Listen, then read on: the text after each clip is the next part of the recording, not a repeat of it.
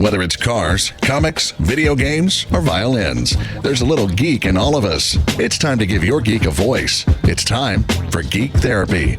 Here's your host, Johnny Hamburger.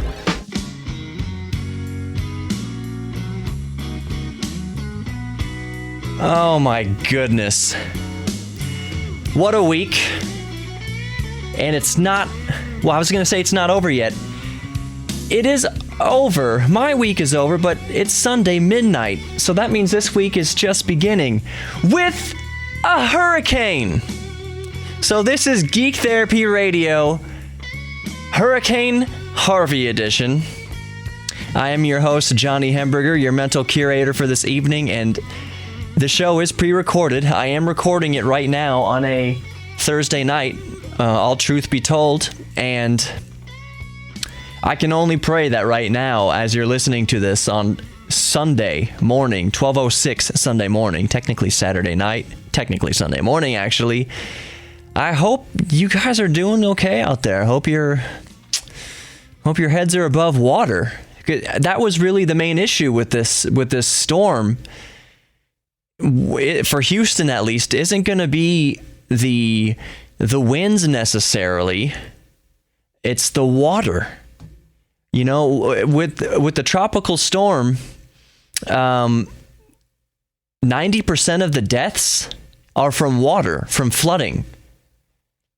People getting caught up in it, you know, and it's a lot of people thinking, oh, I need to go save my car, or I need to go save my flat screen TV or whatever, or save my gaming PC. No. The water's rising. Get out. Nothing is worth losing your life for. I know we're super geeky about our stuff, about our computers, about our electronics, about our technology, about our hobbies, but it's not worth losing your life over. You can replace stuff. You can replace your house, and that's always easier said than done, I know, but you can't replace your life. You cannot enjoy your hobbies anymore. You cannot geek out about your RC aircraft or your music or whatever if you're dead.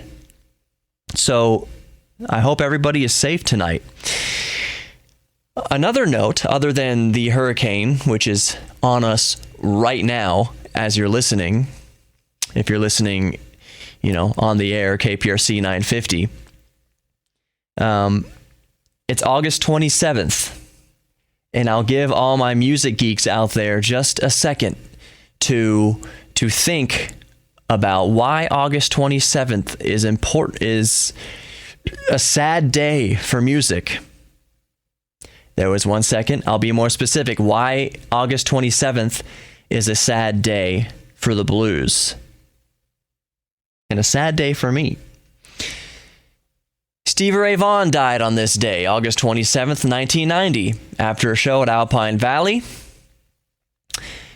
Died in a helicopter crash. Official cause of death, severed aorta, which causes of death like that are interesting to me because, you know, you can't just write down helicopter crash. Your heart had a severed aorta. So I guess we don't have to concentrate on the gory specifics about how he died. We lost a legend on this day, August 27th, 1990. 27 years ago. August 27th, and it's 27 years ago today. So that sucks. Stevie Ray Vaughan, yeah, I'll get on to technology stuff in a second. I really want to talk about the new Galaxy Note 8 that just came out. But just for my music geeks, and even more specifically blues geeks, I'm a huge blues geek.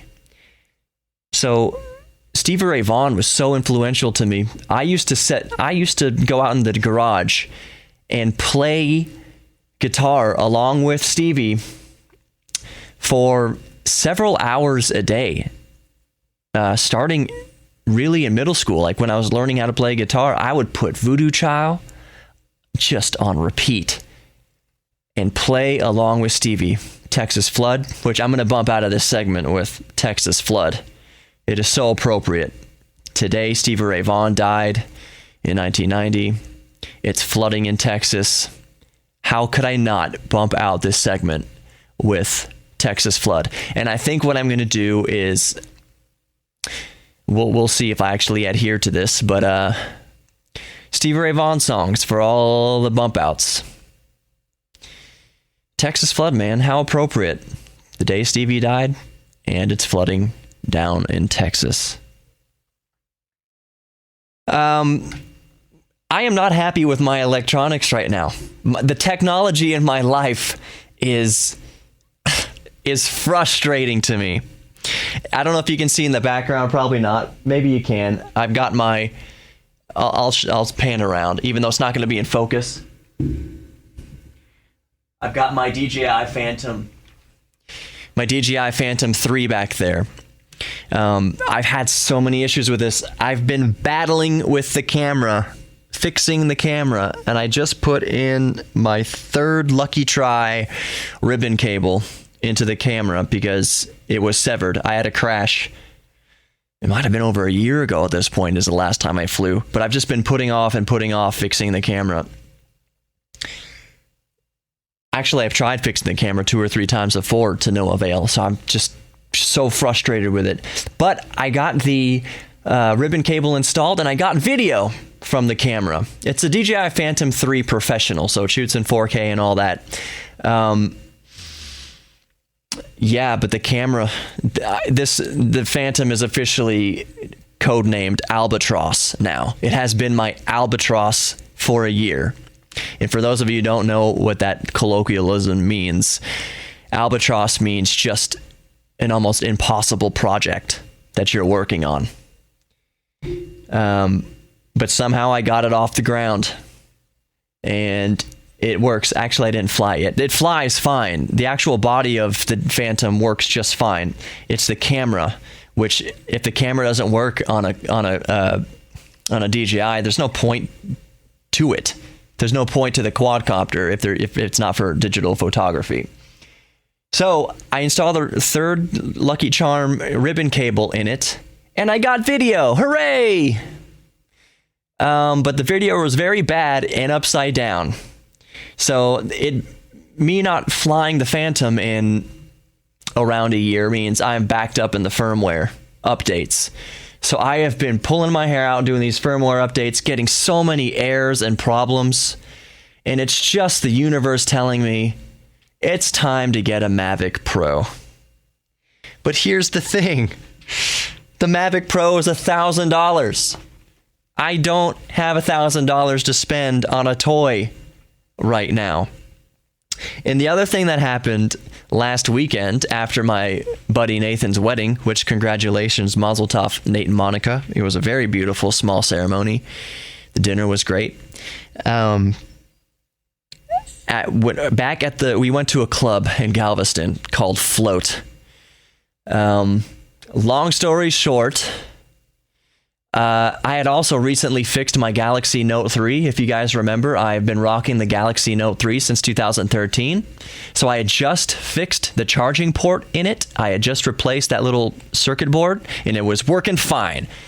And if you go to my Geek Therapy Instagram, you'll see that I have a little caption. It's fixed 4 more years since I've had it for 4 years, and I fixed the charging port, and it should have lasted me another 4 years. Anyways, I had my Note 3 in my pocket at the club, and this club has a pool in the middle of it, like a swimming pool. So my friends threw me in the pool, and I had my phone in my pocket that I just fixed. And so my phone got destroyed. Actually, yes, it did get wet, and it was broken at that point, but I could fix it. I have fixed waterlogged phones before, and I could have fixed my Note 3. But I wound up putting it in the oven too long here at work and melting it. So, goodbye Note 3. That's my fault. I put the oven at 150 degrees, which is fine, which is par for the course for drying out a phone. You let it air dry, and then you can put it in the oven on warm, a little bit warm for 10, 15 minutes just to go the rest of the way. But Yeah, I guess 150 in this oven here at work is like 350. I don't know. My phone melted. The screen delaminated. It was destroyed. It's not my friend's fault. They were very clever. And before they threw me in the pool, my girlfriend was like, "Here, let me take your phone out." And I was looking at my phone. "Here, just set it down on the table and go take a picture. I'll take a picture of you with your two friends and your brother." So I was like, "Okay." So I set my phone down, and they were setting up the shot. I guess they were getting into the frame, or whatever. And then I got a text or a notification, and I checked my phone. And out of habit, I just put it right back in my pocket real quick. Nobody caught that I had put my phone back in my pocket. So I checked the notification, and I put the phone immediately back in my pocket, and into the pool I was thrown. And even I had forgotten I had just put my phone in my pocket. So I came up out of the water, brushed my luxurious hair back, and handed them my phone, saying, "Here you go. Can you take my phone?" I took it all apart, like military gun style. Like, I've taken a phone apart so many times. Took all the components out and detached the battery, which had short-circuited, obviously. And so my phone, after I tried drying it out, which I had done many times before with success, I destroyed my phone. Rest in peace, Galaxy Note 3. The phone I'm using right now, I don't even know what it is. It's another Samsung, but it's super old. 1 core, 2 gigs of storage, 512 megabytes of RAM. It is not cutting it in 2017, but I can make calls and texts, and I'm still on the grid with this until I get my new phone.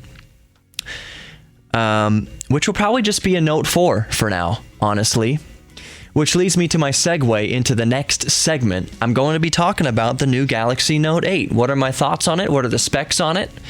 So stick around. There's more Geek Therapy Radio to come. Hit all the social sites. Geek Therapy Radio on Facebook. Geek Therapy Radio on Instagram. Geek Therapy Radio on YouTube. Go watch these shows. I record all these shows so I can show you my crappy little phone. You can go to YouTube and see it. Also, geektherapyradio.com. I don't stress that one enough. geektherapyradio.com. I've got my own website, and you can catch the latest episodes there. You can catch the latest YouTube on there. So geektherapyradio.com. Go check it out. We'll be right back with the next segment with my thoughts on the new Galaxy Note 8. And we'll let Stevie Ray Vaughan take you out with, "Well, it's flooding down in Texas."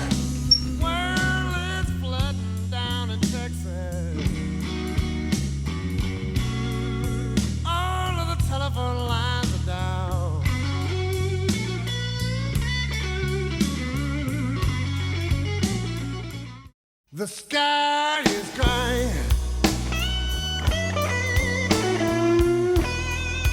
Cannons and the tears roll down the street. Welcome back to Geek Therapy Radio. I am Johnny Hamburger, your mental curator for this stormy, possibly windy evening, depending where you're listening to, and the severity of the storm, and how far it has made landfall. Though it's Sunday morning, about 12:20ish right now. So everyone's probably pretty wet. And I got to be honest, this is kind of a distracting episode. I'm a little distracted because I'm thinking about what's going on outside. And I really just hope and pray that all my geeks in my geekdom, my kingdom of geeks, are doing well. Please stay safe out there. So I'll just get right into it. I said I was going to talk about the new Galaxy Note 8. Everybody remembers the fate of the Galaxy Note 7, the infamous exploding phone. By the way, the reason for that was Samsung admits they were trying to really push the envelope with Apple, to compete with Apple. So they crammed the biggest battery they possibly could inside the case. I think it was 3,500 milliamp hour, and it was just too big. So the corners of the battery would get cinched They were kind of smushed into the case, and that created a short circuit in some of the phones, and they famously burst into flames. Lithium-ion batteries burn fast and hot. So I should get my hands out of my face. So that's what happened with the Galaxy Note 7. By the way, side note, you can still get the Galaxy Note Fan Edition, which is just a refurbished Galaxy Note 7. This time the battery's smaller, like 3,200 milliamp hours, and it has gone through Samsung's very rigorous new battery testing procedure. What is it? I think there's 8 steps in the new test. Samsung used what was bad, obviously, about their phones blowing up to create a new program of testing that hopefully the industry will adopt. The rest of the industry will adopt. So it's a brand new multi-step safety check of the new batteries and testing of these batteries to ensure that never happens again. So you can still get a Galaxy Note Fan Edition. They're around $700. I saw on YouTube people saying you can pick one up for around $500, and I was like, oh great, my Note 3 just blew up. Maybe I'll get a Galaxy Note Fan Edition, which for all intents and purposes is the same hardware roughly as a Galaxy S7 Edge. So really good. It's a really good phone. So I've seen people on YouTube say, "Oh, it's $500." I've not seen it anywhere for $500. If it was $500, I was thinking with my broken Note 3 that I might pick one up for that price point.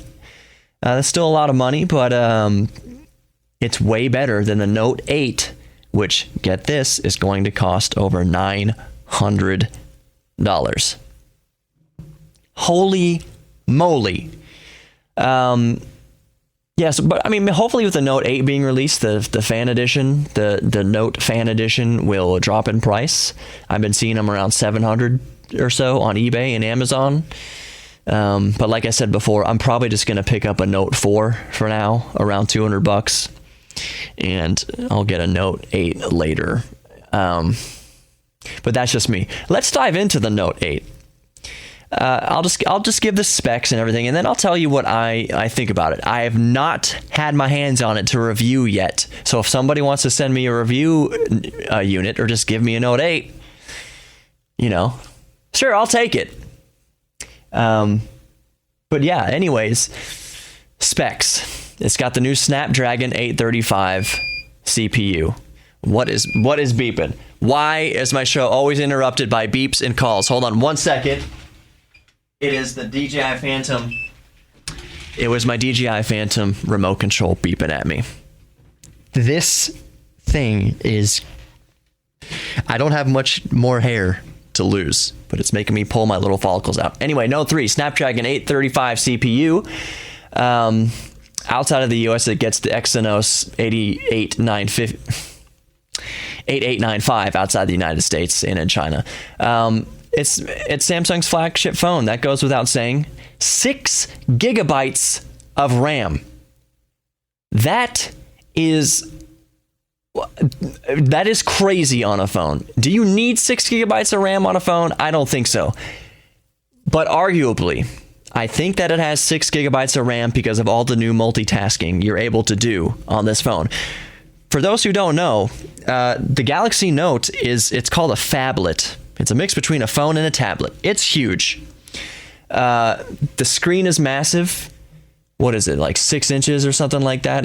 Maybe it's a little bit bigger than that. The point doesn't matter. The point is that it's a huge screen. So multitasking is a real thing on phones that big. You can be looking at a few different applications running at the same time. For instance, you could be editing a Word document on one part of the screen while watching a YouTube video on the top part of the screen. That's really, really cool. And with a screen that big, that's actually very usable and very, very efficient. So that's why I think that it has 6 gigs of RAM.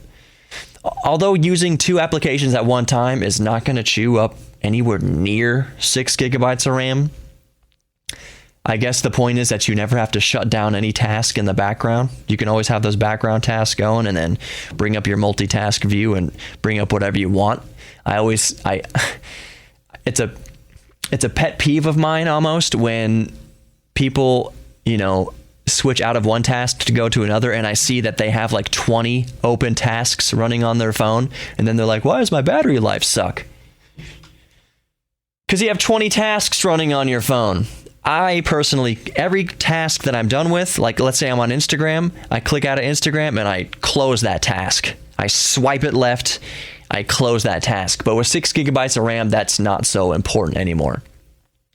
The phones come preloaded with either 64 gigs, 128, or 256 gigs of internal storage, which is awesome. But it's also awesome that you have a micro SD card. You can expand it with a micro SD up to 256 more gigabytes. That means on your phone with a 256 gig internal storage and 256 gig SD card, you're rocking almost half a terabyte of storage on a freaking smartphone. That's amazing. In my Note 3, I had it's like 32 gigs internal, and then I had a 128 gigabyte micro SD card. So I was almost 200 gigs of storage on a smartphone. I thought I was pretty good with that, and I was really good with that. I didn't come anywhere near loading up that SD card with enough videos and music and stuff like that. I had a bunch of emulators on there. That's one reason I like the big screen on a phone is emulators. Running a Super Nintendo emulator, playing your Street Fighter 2 on the go is awesome on a big phone. Obviously, I have a cradle for it, a controller cradle. So I have my joystick. I'm using actual physical controls, and my phone sits in the cradle on top of the joystick, and I'm just super nerd out. Like if I'm waiting for my tires to get changed, I'll be sitting there in the waiting room playing Street Fighter 2. It is amazing. So more specs. The 12, it's got a dual camera on the back. It's a 12 megapixel camera. One of them's a telephoto lens, and one of them's a wide angle lens. So the telephoto lens has two times optical zoom, not that digital zoom bullcrap. Obviously, once you zoom in past the 2 times optical zoom, you get into the digital zoom. But the sheer fact that it offers 2 times optical is amazing. Also, what's amazing is it has optical image stabilization, which isn't such a new thing on phones. The Note 4 has optical image stabilization, but that just means the video and the photos on this thing are going to be just bar none amazing. I think that the Google phone Pixel has a better camera. Like objectively and professionally, I think it has a little bit better.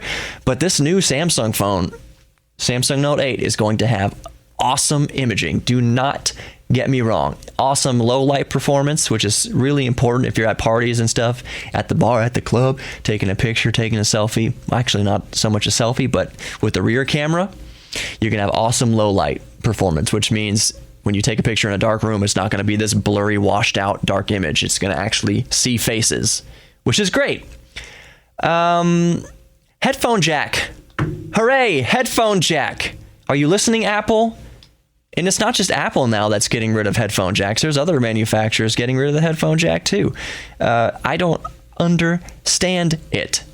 I am not alone in thinking that I would rather have a slightly thicker phone. These phones, they're advertising so thin, so thin, so thin. You know what so thin means? So thin means no battery. Means crappy battery life. Means a small battery. I will take the extra millimeter or 2 to have a big battery in my phone. Something that I'm not constantly having to recharge. So I will take a little bit more thickness to have a little bit more extra battery life during the day or during 2 days. One of the first things I do with my phones is put a case on it with a bigger battery, because I do not like constantly having to charge my phone. The Note 8 is also IP68, waterproof and dustproof, which doesn't mean proof. It means resistant. I don't know why people keep using the word IP68 waterproof and dustproof. That's not real. You cannot leave your Note 8 or your phone that's IP68 rated at the bottom of the ocean, 10 feet down for an hour and expect it to work. It might still work, but waterproof is a misnomer. It's water resistant. What else has got going on? A 4K video recording, that's kind of ho-hum at this point. The battery is 3,300 milliamp hours, which will be decent for running it through the day. The screen, what was the screen? The screen is 1440 by 2960. That's a PPI of 522 pixels per inch. That means that means text and everything looks really good, because the human eye won't be able to detect a pixel. So it's just going to look amazingly sharp on the screen. I personally will probably turn down the resolution to 1920 by 1080, but we'll see. We'll see if I even get a Note 8. Like I said, it's $900, but it is an awesome phone. Do not get me wrong. The Note 8 is an amazing phone. But here's my rub. Here's my commentary on the Note 8, and here's my commentary on phones in general. As you know, I kept my Note 3 because I didn't think that beyond improvements to cameras, phone cameras, I didn't think there was enough there to write home about. I don't think there was enough there to go spend $900 on a new phone. I didn't think it was good enough for that. Yes, they are amazing, but stacking my Note 3 against, a Galaxy S8, it does all the same stuff beautifully, and it ran beautifully and fast, and I can run all my emulators and all my high-intensity applications on there wonderfully. The screen was awesome. The battery life was awesome. What was the point in upgrading to a $900 phone if my Note 3 worked just as well, almost? If my Note 3, if a 4-year-old, here's a better way to put it. If a 4-year-old phone is 95% as good as a bleeding edge flagship, like Note 8, for instance, to me, there's no point in upgrading. Yes, the Note 8 and flagships are going to be better, measurably better as far as the processor and everything, but in day-to-day use, you're really not going to notice much of a difference. The new phones have fingerprint scanners and iris scanners and all sorts of stuff, but I don't know, man. See, my Note 3 just got broken, so now I've got an excuse to upgrade. But I swear that $900 price point is just almost a deal breaker. That's so much money. That's why I'm probably just going to get a Note 4. The Note 5 skipped. That's when they got rid of the removable battery, and that's when they got rid of external micro SD card storage, which I need that. I need that external storage. So the Note 8 looks awesome, and maybe I have an excuse to get one now. But we'll see. We'll see how it plays out. Note 8 is sexy. I'll just say it. It's really sexy. It's a good-looking phone. Screen is brilliant. Looks really good. And if you see my eyes darting off camera, it's because I'm looking at pictures of it on the computer here. It really is an amazing phone. And I would love to have one. I would not love to spend $900 on one. So for now, probably a Note 4 for me. Call me old school. But I'm just not a super duper geek about phones. That's not really my shtick. That's not really my geekdom. I appreciate them, and I'm sure once I have a Note 8 that I'm just going to be like, wow, how did I ever live with a Note 3? I'm sure I'll be fine, though. Anything is better than this piece of garbage that I'm working with right now. Anyways, more Geek Therapy Radio to come. Stick around. I'm going to talk about more things. There's quite a bit more to talk about. So join me at the other side of this break. Stay dry. Go get yourself a drink. There's nothing else to do. You're probably just in your house or wherever you are, weathering out the storm. So I raise a beer to you. I don't have a beer with me, but I raise it up physically, mentally. Cheers. We'll be right back with more Geek Therapy Radio.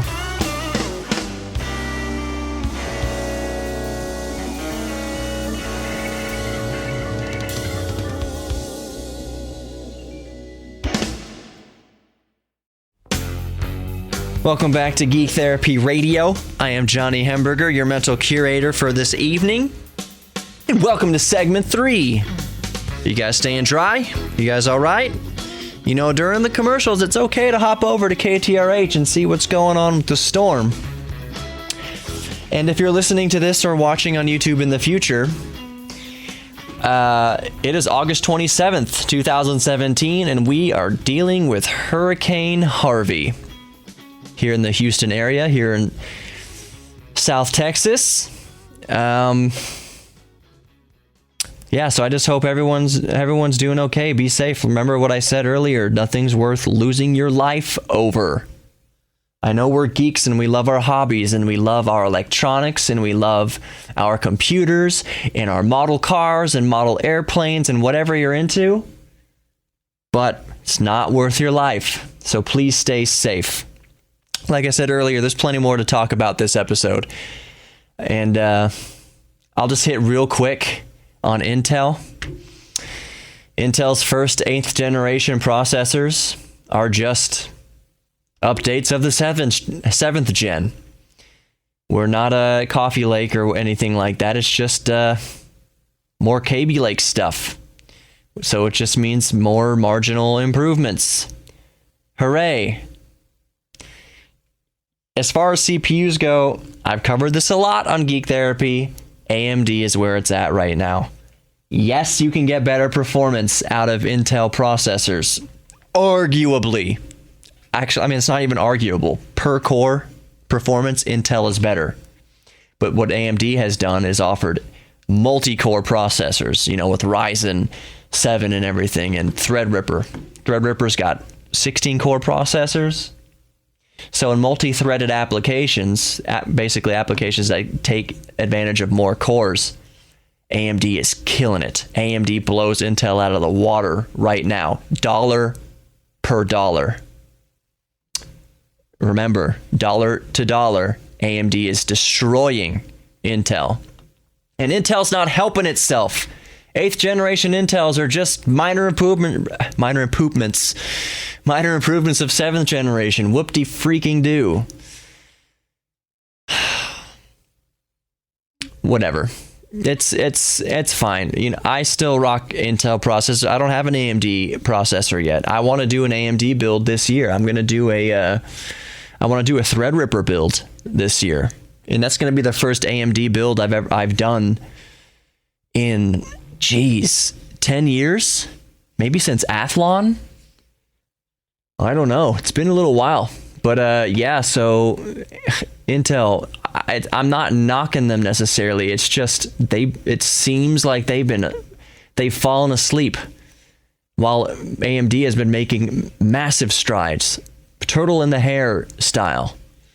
Intel was so far ahead, they rested on their laurels, and AMD is just whoop right there at the finish line, catching Intel off guard. Obviously, big time catching Intel off guard. So that's to cap that little statement. 8th gen Intels are just minorly improved 7th gen. Whoop-de-doo. We've basically been doing that since Haswell. Or Devil's Canyon, arguably. I don't know. It's Intel, like I said, they've just been incrementally making these improvements. Meanwhile, AMD has shot ahead, arguably, or have come very close to Intel while offering products at half the price, a fraction of the price of Intel. Good job. The next big story, though, is that Android, the new Android OS, has officially released Android 8.0 Oreo. And isn't it funny that Android releases their new operating system so closely to the Note 8 launch? You think Samsung was talking to Android saying, hey, about that update, about that Oreo update, Android 8.0, might be nice to have it on our new flagship. So, Android, could you get on the release date of that? And that's exactly what happened. So, what improvements? All I want to know with these new OSs is what's the improvement? How's it making anything better? And always what I hope for, my biggest concern with these new updates is please do more battery saving functions. For instance, earlier I talked about people having so many tasks open in the background of their phones. I'm hoping this new update does better to manage those background tasks and not give so many CPU resources to those background tasks. And that apparently is what 8.0 Oreo is doing much better. The notification panel obviously looks different, new layout, colors, and features. Snoozing should help battery life when your phone is off. It'll basically shut down or severely limit what background sources. For instance, when you set up your email on your phone, how often is your phone syncing up your email inbox? So while your phone is off, that means your Wi-Fi is still turning on or whatever. Your 4G LTE is still turning on, 5G, whatever. I don't know what people have now, but 4G definitely. It's turning on your radios. It's turning on your antennas. It's sucking power to basically check for, emails, which to me is dumb. And I know that you can set most Android devices to shut off Wi-Fi while not plugged in, but still, if your phone is still checking for emails, for instance, while your phone is off, to me that's dumb. So Android 8.0 Oreo does a better job of restricting those background tasks, especially while the phone's off. That's what snooze is. So yeah, it's just better for battery life. It's also better for performance. All these things happening in the background really affects your phone's performance. I've been pulling my hair out a lot. I've been pulling my hair out with my NVIDIA Shield tablet for a while now. It came out in 2014, but it's still one of the best tablets, the most powerful tablets you can buy today. Still. So it makes no sense that it's so laggy, so frustratingly laggy and slow. There's a workaround where I've installed ES Task Manager back there, and I can just basically, anytime I think it's running slow, I can just basically shut down all those background tasks. It closes all those background tasks, clears out the RAM, and I have a nice snappy tablet again. But Android 8.0 should be better at automatically managing that, which means your system performs better overall, and especially in the task you're in, the task that you have open, the app that you have open, because the background apps, you're not using them. So why are they using up CPU resources? Android 8.0 should do a better job of managing that. I know what I do a lot on my tablet is I'll have, Microsoft OneNote open, or what else? Facebook or something like that. But I'll have my Pandora or my power amp or whatever music playing in the background while I do another task. So 8.0 should be better at seeing you're listening to music. That really doesn't take so much CPU power, but we see you're also on Facebook or Instagram, so we're just going to use barely what's only required for the background music and focus more of the processing power to the task at hand. Really, that's kind of always the way it's been, but Android 8.0 Oreo should make that a lot better. And I really hope Android 8.0 eventually rolls out to the NVIDIA Shield, which on that note, a while back, there was rumors that NVIDIA was releasing another Shield tablet, which I was super excited about. But as soon as NVIDIA announced their partnership with Nintendo, we all knew, nope, they're not building a new NVIDIA Shield tablet anymore. We know that they're going to be focusing all their attention on the Nintendo Switch. Because the Nintendo Switch, as it turns out, has an NVIDIA SoC, system on chip. That's what's running your NVIDIA, or running your Shield, running your Nintendo Switch is NVIDIA hardware. So, in an official statement, NVIDIA, when asked, "Are you still releasing, or why did you get rid of your new tablet? Why did you kill that program?" They said, "Business reasons." Well, that business reason was the Nintendo Switch. Arguably, the Nintendo it's so hard. Arguably, the NVIDIA, you can call the Switch the NVIDIA. Arguably, the NVIDIA Shield tablet was real world product testing for the Switch. Arguably, basically making a gaming tablet. NVIDIA tested the product with us before releasing the Nintendo Switch, before officially announcing they're in bed with Nintendo, and for good reason. The Nintendo Switch is awesome. It's so hard talking about the Nintendo Switch and NVIDIA Shield. They're both NS. They're both NVIDIA Shield, Nintendo Switch. So it's very easy to say Nintendo Shield, NVIDIA Switch. Could this nomenclature and technology be any more difficult? With that, we'll be right back with more Geek Therapy Radio. We'll finish up with a few more little tidbits and little nerdy things. I'm Johnny Hemberger. Hope you're staying dry out there. Keep listening to Geek Therapy Radio. Go hit all the social media, Instagram, Facebook, all that stuff, geektherapyradio.com. With that, we'll be right back with more GTR.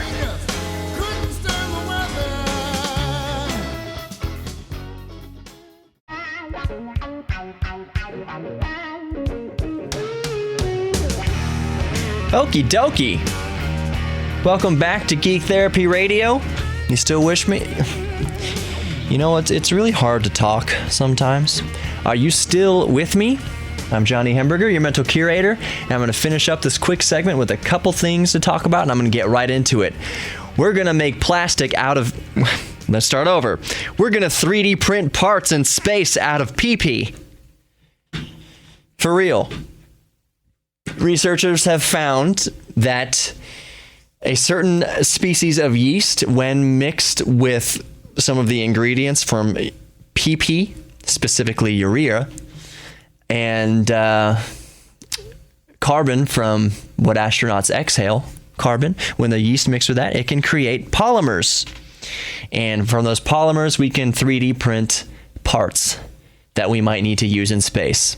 When you're traveling to Mars, you cannot bring a whole bunch of spare parts. So what you can do is they're trying to figure out, you need to be able to recycle every single thing, including an astronaut's waste. So they're figuring out that they can use some chemicals in pee, specifically urea, specifically the nitrogen in urea, and then they can get the carbon from the carbon dioxide that we exhale to make basically print 3D print parts. Talking is really hard tonight. That's all I'll say on that. Fun fact, when, I don't know if it's the same now, but in the old days when astronauts went poo-poo, they put them in bags. They put it in bags and they would stick it to the sides of the capsule of whatever spacecraft they were in, because doo-doo is really good at filtering radiation. So it's just more protection from the radiation of space. They would just line, not visibly, it's not like you could see anything gross, but just kind of, they would pack their waste into pockets around the capsule because it would help shield them even more from radiation. Isn't that interesting?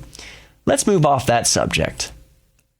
Final Fantasy 15 is coming out for the PC. It's coming out for Windows. It'll be available on Steam and Origin and all that stuff. NVIDIA is signed on to take care of a lot of the graphics to make Final Fantasy 15 look amazing on the PC. This isn't going to be just a straight up port. Like, for instance, Final Fantasy 13 was ported to the PC from the PS3. And it was notoriously bad. When it was first ported, you can only do 720 at 30 frames a second, and that was no bueno. What's the point of porting it over to PC if we can't have our glorious 4K and I don't know if you can go up to 60 frames a second, but at least up the resolution and anti-aliasing and all sorts of other good things to make it look super crispy on our PC screens. Final Fantasy 15 is going to be different. They're working directly with NVIDIA, and it's going to look awesome, and I'm going to buy it because I love Final Fantasy. I used to hate RPGs when I grew up. I used to hate it when I go to my friend's house, John's house, if you're listening. I'd be like, John, are we going to play outside? Can we please play outside? Am I going to come over and you're just going to be playing Final Fantasy? He's like, no, I promise. I would go over there and undoubtedly you'd just be playing Final Fantasy on Nintendo, Super Nintendo, and I'd just sitting there twiddling my thumbs. It was so boring to me. Only later in life did I appreciate role-playing games, basically as an adult, because it seems so crazy to me that you'd spend hundreds of hours to beat a game. I was used to playing Super Mario Brothers, which you can beat in under an hour. If that. So the idea is like, oh, this game takes 600 hours to complete. I'm like, how boring is it? If it takes 600 hours, how boring must it be? Anyways, I've grown to appreciate RPGs now, later in life, role-playing games. I still don't prefer them over quick video games like Rocket League or Street Fighter, where you can play a match in 5 minutes. Bing, bang, boom, done playing the video game, move on to other things. But yeah, Final Fantasy 15 coming out for Windows, and I am going to buy it. The last thing I wanted to talk about here in the next minute, and that's all we got left for Geek Therapy Radio this week, but in the next minute is HP is releasing its newest top-tier gaming laptop, the Omen X, which you can get with an available overclockable processor. It is not AMD. I can't wait for AMD gaming laptops. That's going to be awesome. But the Omen X, you can have a 7820 HK in there, an i7 7820 HK, which is overclockable. Here's the funny thing. Here's the rub. You used to not be able to, and mostly still aren't, able to overclock CPUs in laptops for obvious reasons, that it's very hard to dissipate heat inside of a laptop. Very confined, very small space, lots of components surrounding the CPU that can get too hot. So the way the HP Omen is handling this is, among other things, got rid of the optical drive and instead using fans, more fans to cool it off. But more importantly, they're using a vapor chamber. The heat sink is going to have, and the heat pipes are going to have a vapor chamber in there. I won't get into the specifics of what a vapor chamber does, but essentially it uses convection inside the pipe, inside a gas inside the pipe, to remove heat more efficiently from the processor. The other rub is, with overclocking in a laptop, thermal throttling. You can overclock a laptop all you want, but if it thermal throttles, there's no point to it. Thermal throttling is when the CPU protects itself from getting too hot by ramping down the power of the CPU. So you can overclock to your heart's content, but if it thermal throttles, there was no point to it at all. You might as well not overclock it. So it's going to be interesting to see how the HP Omen X handles all that. And with that, that's it for Geek Therapy Radio this week. I know I packed in a lot of stuff this show. Hope you guys are safe with this Hurricane Harvey. Please be safe. Please value yourselves, and I'll get on my soapbox as I usually do. Life's too short to hate. I think that's what I'm going to talk about this week on the way out. Hate. What is the point of hating? What is the point of hating somebody based on color or religion or sexual orientation? There is no point. Hating just makes you feel bad.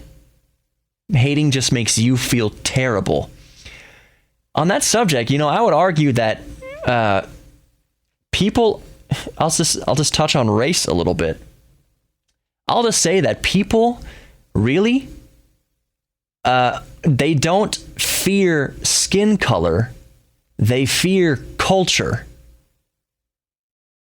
Let's use that for an example. That no one fears. I'll just get real nitty gritty.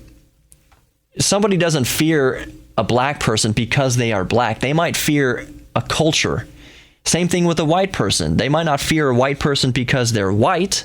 But they might represent a certain culture. Like if you're a white Nazi, you are feared because you are a Nazi. If you are a black gangbanger, you are feared because you're a gangbanger. If you're a white gangbanger, you are feared for being a gangbanger. If you look scary, like you're involved with scary things, that's why people might steer clear from you and might not like you. It has nothing to do with skin color. It has everything to do with culture.